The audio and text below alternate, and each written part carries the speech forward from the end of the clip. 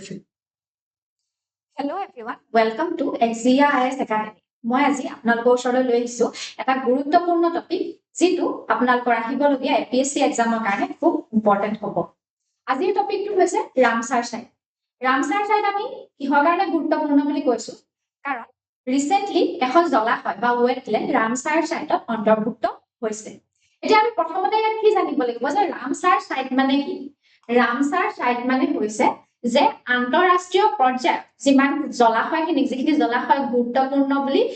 ধৰা হয় আৰু সেইখিনি সংৰক্ষণ কৰিবলৈ বিচৰা হয় সেইখিনি কি কৰা হয় ৰামসাৰ সাইটত অন্তৰ্ভুক্ত কৰা হয়। আৰু এই ৰামসাৰ সাইটত যে অন্তৰ্ভুক্ত কৰা হয় সেইখিনি কোনখন ট্ৰিটিৰ জৰিয়তে কৰা হয় এইখন ৰামসাৰ কনভেনচন অন ওয়েটল্যান্ড এই ট্ৰিটিখনৰ জৰিয়তে কৰা হয়। এই ট্ৰিটিখন কেতিয়া আহিছিলে এখন 1971 চনত আহিছিলে আৰু ই এখন ইন্টাৰনেশ্যনেল ট্ৰিটি হয় যিখন ইৰাণত হৈছিলে। ইৰাণৰ ৰামসাৰ বুলি ঠাইডোখৰ হৈছিলে কিন্তু এইখন ফৰ্চত আহিছিলে এই ট্ৰিটিখন 1975 চনত। এতিয়া ৰামসাৰ কনভেনচনৰ কথা ইয়াত লিখি থোৱা আছে যে ৰামসাৰ কনভেনচন কি হয় এখন ইন্টাৰনেশ্যনেল ট্ৰিটি হয় যিখনৰ জৰিয়তে আমি কি কৰো যে যিমানখিনি আমাৰ গুৰুত্বপূৰ্ণ জলাশয় আছে বা ওয়েটল্যান্ড আছে আৰ্দ্ৰভূমি আছে সেইখিনি আমি কি কৰো কনজাৰভেশন কৰো সংৰক্ষণ কৰো বা সেইখিনি ওয়াইজলি ইউজ কৰিবলৈ চাও আমি সাস্টেইনেবল ভাবে সেইখিনি ইউজ কৰিবলৈ চাও। নেক্সট আমি জানিব লাগিব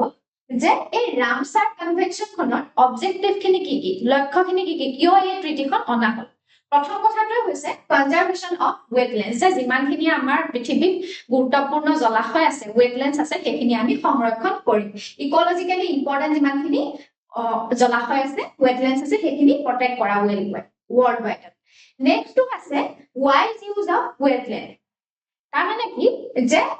সাস্টেইনেবল ইউটিলাইজেশন কৰা ওয়েটল্যান্ডস খিনি ওয়াইজলি আমি ইউজ কৰিম সাস্টেইনেবল ভাবে ইউজ কৰিম আমি উইদাউট ডিগ্ৰেডিং ইকোলজিক্যাল ক্যাৰেক্টাৰ। তাৰ যাতে যিমানখিনি ইকোলজি আছে সেইখিনি যাতে আমি ধ্বংস নকৰো সেইখিনিক যাতে আমি সাস্টেইনেবল ভাবে ইউজ কৰিব পাৰো সেই কাৰণে এই কনভেনচনখন অনা হৈছিল। থাৰ্ড অবজেক্টিভটো হৈছে ইন্টাৰনেশ্যনেল কোঅপাৰেচন যে যিমানখিনি আমাৰ কান্ট্ৰিজ আছে সেই কান্ট্ৰিখিনিক এনকাৰেজ কৰা যাতে তেওঁলোকে একেলগে মিলি আমাৰ যিমানখিনি ওয়েটল্যান্ডস আছে সেইখিনি মেনেজ কৰিব পাৰে। আৰু ওয়েটল্যান্ড বুলি ক'লে আমি কি বুজো ওয়েটল্যান্ডলে বহুত মাইগ্ৰেটৰী বাৰ্ড আহে পৰিভ্ৰমী চৰাই আহে সেইখিনিও যাতে আমি সংৰক্ষণ কৰিব পাৰো সেইটো এটা চেষ্টা কৰা। এই তিনিটা হৈছে ৰামসাৰ কনভেনচনৰ মেইন অবজেক্টিভ। এতিয়া নেক্সট আমি চাম যে ৰামসাৰ ডেজিগনেশনটো পাবলে ৰামসাৰ সাইট হিচাপে ডেজিগনেশনটো পাবলে কি কৰিব লাগে ক্ৰাইটেৰিয়াখিনি কি হয়। ফাৰ্স্ট ক্ৰাইটেৰিয়াটো হৈছে ইকোলজিক্যাল ক্ৰাইটেৰিয়া আৰু ইকোলজিক্যাল ক্ৰাইটেৰিয়া কি পৰে যে ই ইউনিক এটা ওয়েটল্যান্ড টাইপ হ'ব লাগিব ইউনিক ওয়েটল্যান্ড হিচাপে ই ৰিপ্ৰেজেন্ট কৰিব লাগিব। নেক্সটটো হৈছে ইকোলজিক্যাল ক্ৰাইটেৰিয়া যে যিমানখিনি ভালনাৰেবল আৰু এন্ডেঞ্জাৰ্ড স্পিচিজ আছে ওয়েটল্যান্ডৰ সেইখিনি কি কৰিব লাগিব সাপোৰ্ট কৰিব লাগিব। নেক্সটটো হৈছে বায়োলজিক্যাল ডাইভাৰ্সিটি মেইনটেইন কৰিব লাগিব ওয়েটল্যান্ড হলে। নেক্সট হৈছে যে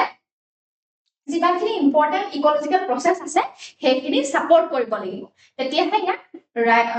ৰামসাৰ সাইট হিচাপে সেই ওয়েটল্যান্ডখনক ঘোষণা কৰা হ'ব। সেইখিনি হৈছে ইকোলজিক্যাল ক্ৰাইটেৰিয়াত পৰে। নেক্সট আমি ওয়াটাৰ বাৰ্ড ক্ৰাইটেৰিয়া বুলি এটা আছে তাত কি পৰে আমি সেইটো চাম যে ইয়াত যিমানখিনি ওয়াটাৰ বাৰ্ডছ আছে সেইখিনি কিমান হিচাপে 2000 কমসে কম 20,000 কি কৰিব লাগিব ওয়াটাৰ বাৰ্ডক সাপোৰ্ট কৰিব পৰা এখন ওয়েটল্যান্ড হ'ব লাগিব সেইটো ৰেগুলাৰলি সাপোৰ্ট কৰিব পাৰিব লাগিব। তাৰ পাছত ওয়াটাৰ বাৰ্ড স্পিচিজ যিমান আছে ওয়েটল্যান্ডখনত তাৰ 1% ওয়াটাৰ বাৰ্ড পপুলেশন কি কৰিব লাগিব সেই ওয়েটল্যান্ডখনে সাপোৰ্ট কৰিব পাৰিব লাগিব। সেই ওয়াটাৰ বাৰ্ডৰ ক্ৰাইটেৰিয়াটো থাকিলেহে কি কৰিব পাৰিব ৰামসাৰ সাইট হিচাপে ঘোষণা কৰিব পৰা যাব। নেক্সট ফিশ ক্ৰাইটেৰিয়া এটা আছে আমি মাছ থাকিব লাগিব যে ইন্ডিজিনাছ যিমানখিনি ফিশৰ ডাইভাৰ্সিটি আছে সেইখিনিক সাপোৰ্ট কৰিব পৰা ওয়েটল্যান্ড হ'ব লাগিব। তাৰ উপৰিও ফিশৰ যি স্পনিং আছে বা ৰিপ্ৰডাকশন সিস্টেম আছে বা নাৰ্সাৰী গ্ৰাউণ্ডছ আছে সেইখিনি প্ৰভাইড কৰিব পাৰিব লাগিব ওয়েটল্যান্ডে। নেক্সট আমি এতিয়া ইন্ডিয়া আৰু ৰামসাৰ সাইটৰ বিষয়ে অলপ জানিম যে ইন্ডিয়া কেতিয়া জড়িত হৈছিল সেই ৰামসাৰ কনভেনচনখনৰ লগত। প্ৰথমতে আমি জানিম যে ইন্ডিয়া কেতিয়া ৰামসাৰ কনভেনচনত জয়েন কৰিছিল 1982। এই ফ্যাক্টটো আমাৰ প্ৰিলিমছ পাৰ্সপেক্টিভৰ পৰা ইম্পৰ্টেন্ট হৈ পৰিব পাৰে। ইয়াৰ নডাল মিনিষ্ট্ৰি কোন আছিল যে ministry of environment forest and climate change ইয়াৰ হয় নডাল মিনিষ্ট্ৰি। আৰু ইয়াৰ এই যিমানখিনি ৰামসাৰ সাইটস আছে এই কিহৰ ৰুল ফলো কৰে ওয়েটল্যান্ড ৰুল কি ফলো কৰে যে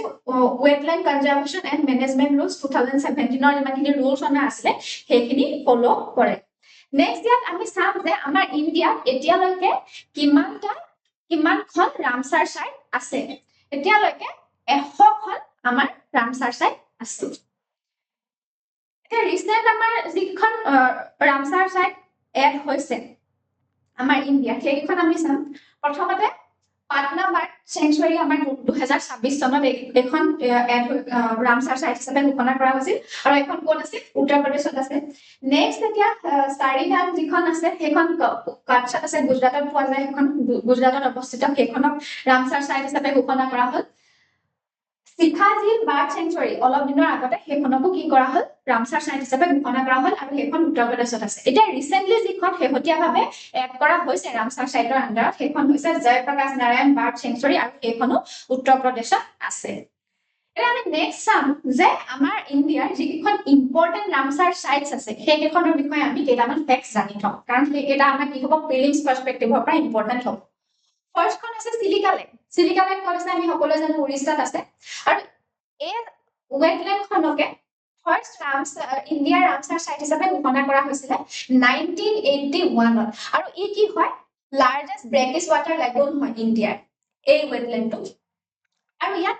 ইৰাৱতী ডলফিন পোৱা যায় এই ওয়েটল্যান্ডখনতে তাৰপিছত আৰু এটা কথা আমি জানিব লাগিব কি এই চিলিকা লেকৰ বিষয়ে যে ইয়াত উইন্টাৰ সিজনত বহুতো মাইগ্ৰেটৰী বাৰ্ড আহে বা পৰিভ্ৰমী চৰাই আহে নেক্সট আমি চাব লাগিব কেওলাদিও নেশ্যনেল পাৰ্ক যিখন ৰাজস্থানত আছে সেইখনকো ৰামসাৰ সাইট হিচাপে ঘোষণা কৰা হৈছিল আৰু এইখন ইউনেস্কো ৱৰ্ল্ড হেৰিটেজ সাইটো হয় আৰু এইখন আগতে কি বুলি জনা গৈছিল ভাৰতপুৰ বাৰ্ড চেঞ্চুৰী হিচাপে জনা গৈছিলে আৰু এইখনো মাইগ্ৰেটৰী বাৰ্ডৰ কাৰণে বা পৰিভ্ৰমী চৰাইৰ কাৰণে বিখ্যাত নেক্সটখন হৈছে লোকটাক লেক যিখন মণিপুৰত আছে আৰু এইখন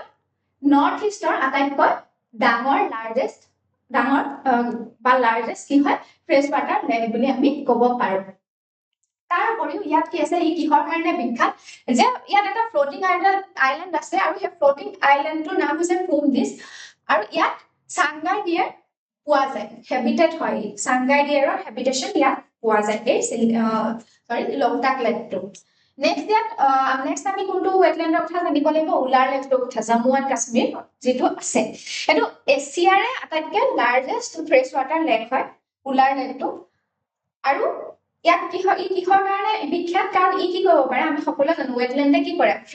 ফ্লাড কন্ট্ৰল কৰে আৰু আমাৰ বায়োডাইভাৰ্চিটি কনজাৰ্ভেশ্যন সহায় কৰে আৰু উলাৰ লেকেও সেই কাশ্মীৰৰ কি কৰে ফ্লাড কন্ট্ৰলত সহায় কৰে আৰু বায়োডাইভাৰ্চিটি সংৰক্ষণতো বা কনজাৰ্ভেশ্যনতো সহায় কৰে নেক্সট আমি চাব লাগিব ওয়েষ্ট বেংগলৰ যিখন আছে সুন্দৰবন ওয়েটল্যান্ড এখন ৱৰ্ল্ডৰ আটাইতকৈ লাৰ্জেষ্ট মেনগ্ৰোভ ইকোসিস্টেম বুলি এই ওয়েটল্যান্ডখনক কোৱা হয়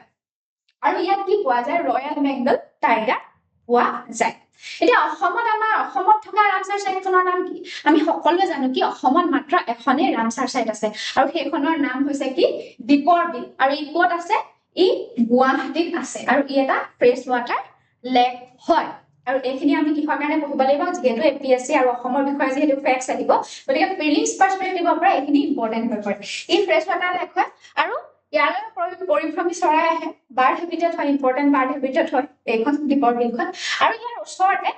এলিফেণ্ট কৰিডৰ এটাও পোৱা যায় তাৰ উপৰিও ই ফিচাৰী আৰু ইয়াত কি কৰে ফিচাৰী আছে আৰু সেই বহুতো মাছমৰীয়াসকল কি কৰে ইয়াৰ পৰাই কি কৰে জীৱিকা নিৰ্বাহ কৰিব পাৰে জীৱিকা নিৰ্বাহ কৰি আছে দীপৰ